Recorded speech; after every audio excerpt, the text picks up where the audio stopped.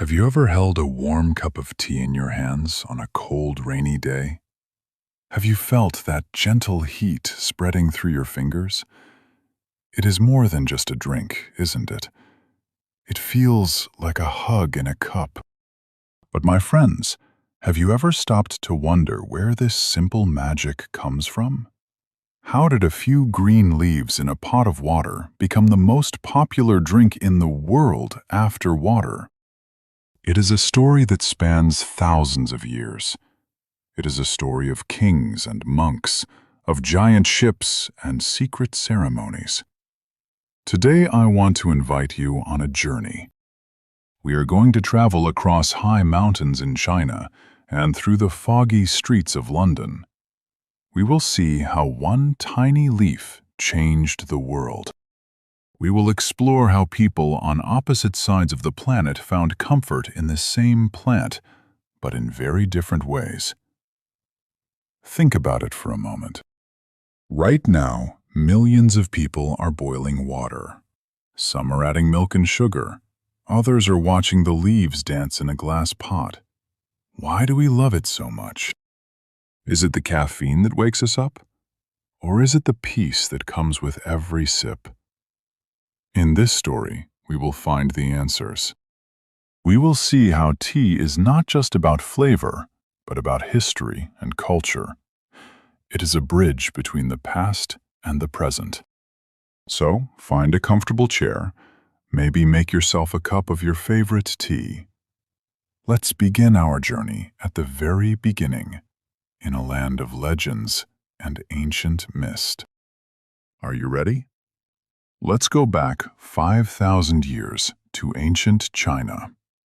Our story starts with a legend. Imagine a great emperor named Shen Nong. He lived nearly 5,000 years ago.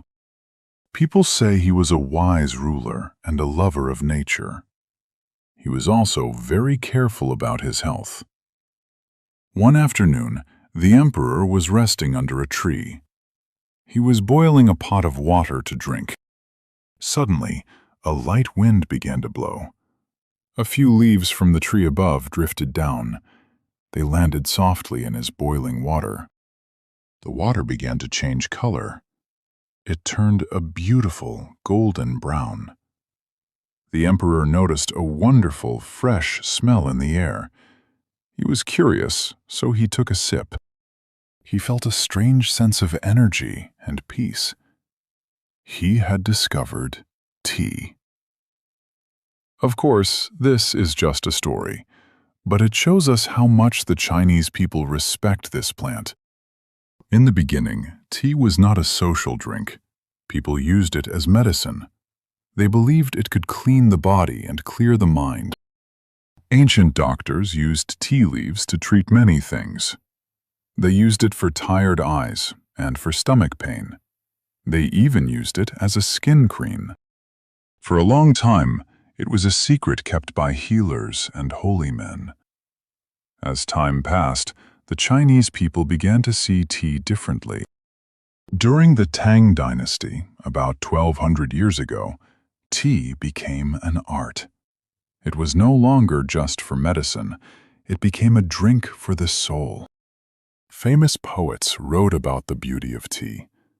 They described how it looked like liquid jade. Philosophers taught that drinking tea was a way to find balance. It was a way to connect with nature. In these early days, tea was prepared very differently than it is today. People ground the leaves into a fine green powder. They would whisk this powder into hot water until it became frothy. Can you imagine the bright green color? This was the birth of a tradition. Tea was becoming the heart of Chinese life. It was a symbol of hospitality and wisdom. But the little leaf was getting ready to travel. It was time for tea to see the rest of the world. Ideas are like seeds. They love to travel. From the high mountains of China, tea began to move across the borders. It followed the paths of monks and traders. One of the most important stops on this journey was Japan. About 1,000 years ago, Japanese monks visited China to study. They found that tea helped them stay awake during long hours of meditation. They loved the focus it gave them. When these monks returned home, they brought tea seeds with them. In Japan, tea grew into something very special. It wasn't just a drink, it became a spiritual path. The Japanese developed the way of tea. This is a very beautiful and slow ceremony. Imagine a tiny, quiet room. Every movement is careful. Every bowl is chosen for its beauty. This ceremony reminds people to be present in the moment. It teaches that even a simple act, like making tea, can be a form of art. Tea also traveled to other places. It went to Korea, where it was enjoyed in temples. It traveled to Vietnam and Tibet. In the high, cold mountains of Tibet, people needed energy. They began mixing tea with yak butter and salt. It was a thick, salty soup that kept them warm in the snow. Think about how amazing that is. One plant traveled to different lands and became something new in each one. In one country, it was a quiet meditation. In another, it was a salty meal. This shows us the true power of tea. It is flexible. It fits into the lives of the people who drink it. It adapts to the weather, the religion, and the soul of a nation. But while Asia was falling in love with tea, a new part of the world was about to discover it. Far across the ocean, Europe was waiting. For a long time, the people of Europe had no idea that tea existed. They drank water, wine, or beer. But in the 1600s, everything began to change. This was the age of discovery. Large wooden ships were sailing across the world to find spices and gold. The first Europeans to bring tea back were the Portuguese and the Dutch. Can you imagine the first time a European sailor tasted tea? He probably thought it was very strange. It was a hot, bitter water made from dried leaves from a mysterious land. At first, tea was very, very expensive. It had to travel thousands of miles on dangerous seas. Only the richest people could afford it. It was kept in small, locked boxes called tea caddies. Only the lady of the house had the key. In those days, people didn't know much about how to make it. There is a funny story that some people boiled the leaves, threw away the water, and tried to eat the leaves with butter. They had to learn the secret of the liquid. But soon, the word spread. Doctors in Europe started saying that tea was good for the health. They said it could cure headaches and even bad moods. People in high society started to host tea parties. It became a way to show that you were wealthy and traveled.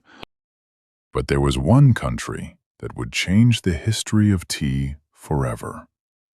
A country that was about to make tea its national identity. That country was Britain. At this time, Britain was just starting to build a global empire. They saw the profit in tea, and soon they would find a way to make tea available to everyone, not just the rich.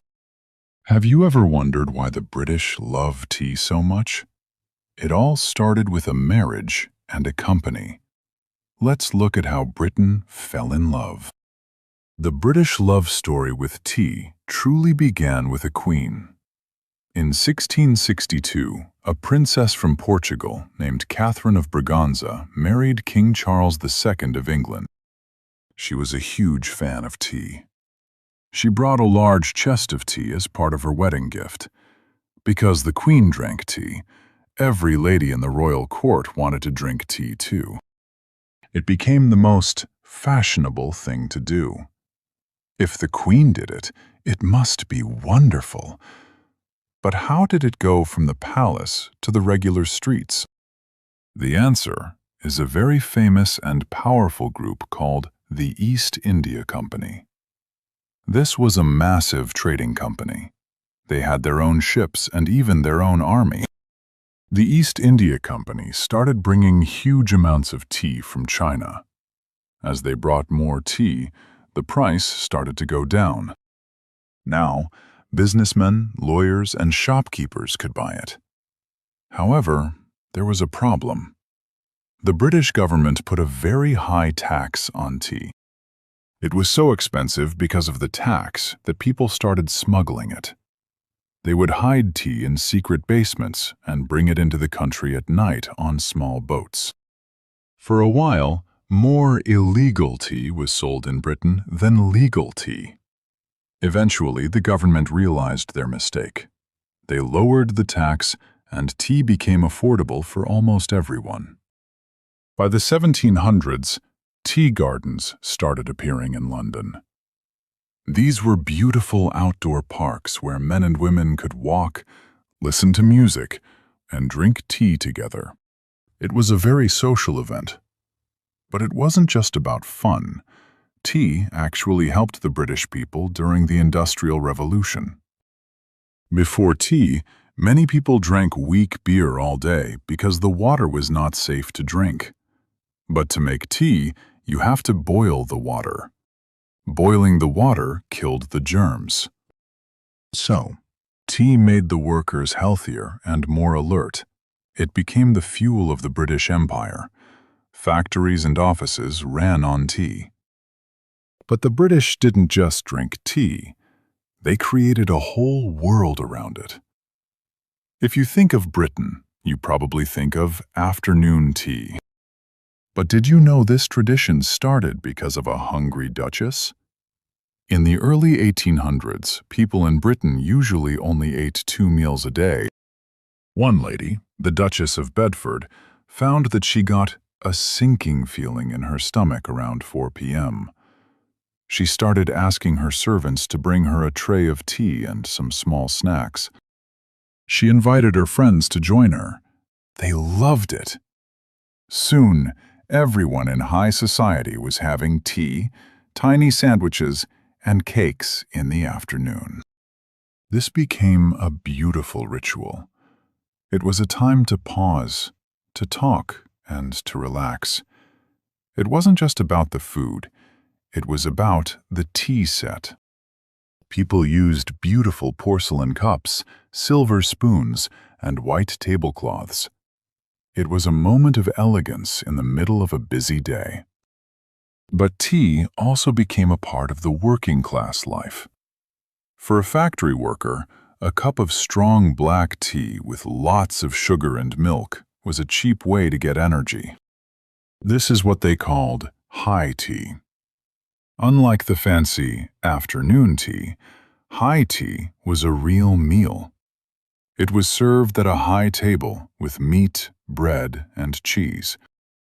This is where the British style of tea really became unique. The British started adding milk and sugar. Why? Because the tea they were getting from India and Sri Lanka was very strong and dark. The milk made it smoother, and the sugar made it sweet. Think about the tea break. Even today, in British offices and construction sites, everything stops for a cuppa. It is a moment of equality. The boss and the worker both hold the same warm mug. The British also became famous for their stiff upper lip, the idea of staying calm in a crisis. And what is the first thing a British person does in a crisis? They put the kettle on. Whether it is a celebration or a sad moment, tea is the answer. It is the social fabric of the nation. But while the British were adding milk and sugar, the Chinese were keeping a very different tradition alive. While the British see tea as a social break, the Chinese see it as a deep connection to the earth and the self. In China, tea is one of the 7 necessities of life, along with rice and oil, but it is also an art form. To understand Chinese tea, we must look at Gong Fu Cha. This doesn't mean Kung Fu, like the martial arts. Gong Fu actually means making something with great skill and effort. In a Gong Fu ceremony, the tea maker is like an artist. They use a very small clay teapot and tiny cups. They wash the leaves first to wake them up. They pour the water from a height to add oxygen. They focus on every detail, the temperature of the water, the smell of the steam, and the color of the leaves. The goal is not to fill your stomach. The goal is to appreciate the tea. You take small sips. You notice how the flavor changes after the second or third time you pour water over the same leaves. In China, there are hundreds of types of tea. There is green tea, which is fresh and grassy. There is oolong, which can smell like flowers or fruit. There is pu'er, which is aged for years and tastes like the deep, rich earth. For the Chinese, tea is deeply connected to philosophy, especially Taoism and Buddhism.